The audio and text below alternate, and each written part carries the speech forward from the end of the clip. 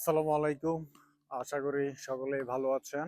আজকে আপনাদের সামনে আমি কথা বলবো বিদেশে আসার সময় আমাদের যে ডকুমেন্টস গুলো আমাদেরকে অ্যাজ ইউজুয়ালি হাতে রাখতে হয়, সেগুলো নিয়ে আজকে বিস্তারিত আলোচনা করব। আমরা অনেক সময় কনফিউজ থাকি যে আসলে আমরা কোন কোন জিনিসগুলো আগে হাতে রাখবো, এরপর তড়িঘড়ি করতে হয় আমরা যখন ভিসার সময় আসে অথবা আমরা যখন অ্যাপ্লিকেশন করতে যাব। এর জন্য প্রচুর হেডেক নেওয়া লাগে। তো আজকের এই ভিডিওতে আমি কভার করার ট্রাই করব আপনার যে জিনিসগুলো আগে থেকে রেডি করে রাখবেন। সর্বপ্রথম অবশ্যই আপনার পাসপোর্ট লাগবে, যেহেতু আইএলটিএস পরীক্ষার জন্য পাসপোর্টটা লাগে। যদিও পাসপোর্ট ছাড়া কারো যদি স্মার্ট এনআইডি কার্ড থাকে সেটা দিয়ে করতে পারবেন, তবে পাসপোর্ট দিয়ে করাই ভালো। পাসপোর্টটা রেডি রাখবেন। সেকেন্ড, আপনার অবশ্যই আইএলটিএস এর সার্টিফিকেটটা তো লাগবেই, যেহেতু আপনার আইএলটিএস ছাড়া অ্যাপ্লিকেশন করতে পারবেন না। এটা অবশ্যই আপনাকে হাতে রাখা লাগবে।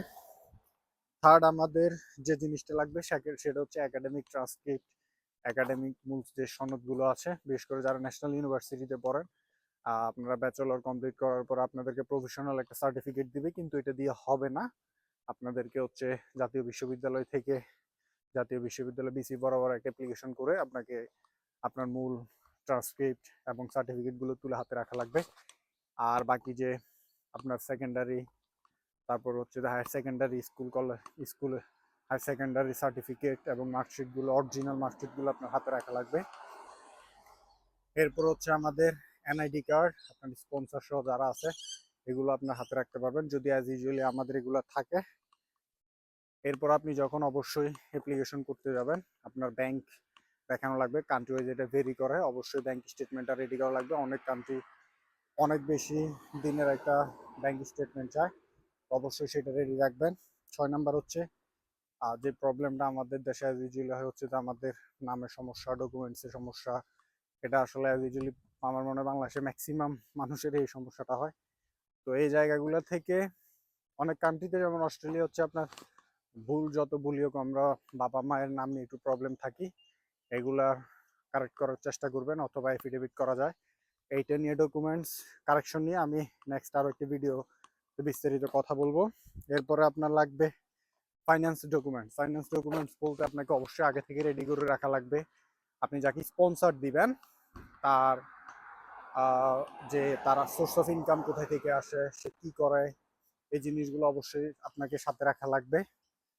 এরপর হচ্ছে 8 নাম্বার হচ্ছে আপনার যে স্পন্সর করবে তার ট্যাক্স, টিন সার্টিফিকেট, সে যদি ব্যবসায়ী হয় তাহলে তার ট্রেড লাইসেন্স, আর তার যদি কোনো বিদেশি হয় তাহলে তার যে কোম্পানিতে জব করে সেই কোম্পানির থেকে অবশ্যই ওনার জব সার্টিফিকেট, আকামা, এই ডকুমেন্টসগুলো কাজে লাগবে। ওনার স্যালারি স্টেটমেন্ট, ব্যাংক স্টেটমেন্টগুলো লাগবে। তারপর হচ্ছে আপনার এই জিনিসগুলো অ্যাজ ইউজুয়ালি লাগে। এই জিনিসগুলো তবে বিশেষ করে লাস্টে যে বিষয়টা, যে অনেকে যাদের হচ্ছে যে বাবা বিদেশ থাকে, যারা স্পন্সর করবেন তাদের এই বিষয়ে একটু প্রবলেম হয়। তো অবশ্যই আপনার যে স্পন্সর করবে সে যদি বিদেশ থাকে আগে থেকে বলে রাখবেন ওনার কোম্পানির যেখানে জব করে সেখান থেকে ওনাকে আর ডকুমেন্টস, ওনার জব যে একটা সার্টিফিকেট থাকে সেটা নিবে, স্যালারি স্টেটমেন্ট নিবে, ব্যাংক স্টেটমেন্টগুলো আগে থেকে রেডি করে রাখার জন্য। এগুলোকে আবার ট্রান্সলেট করতে হবে।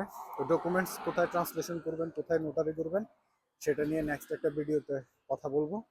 অ্যাপ্লিকেশন আগে এই জিনিসগুলো আপনারা সবাই রেডি করে রাখবেন, তাহলে হচ্ছে আপনাকে তড়িঘড়ি করতে হবে না। আর ডকুমেন্টস যে সংশোধনের বিষয়গুলো সেগুলো নিয়ে, নোটারি নিয়ে ইনশাল্লাহ নেক্সট ভিডিওতে কথা হবে। সে পর্যন্ত সবাই ভালো থাকবেন। আসসালামু আলাইকুম রহমতুল্লাহ বারাকাতুহু।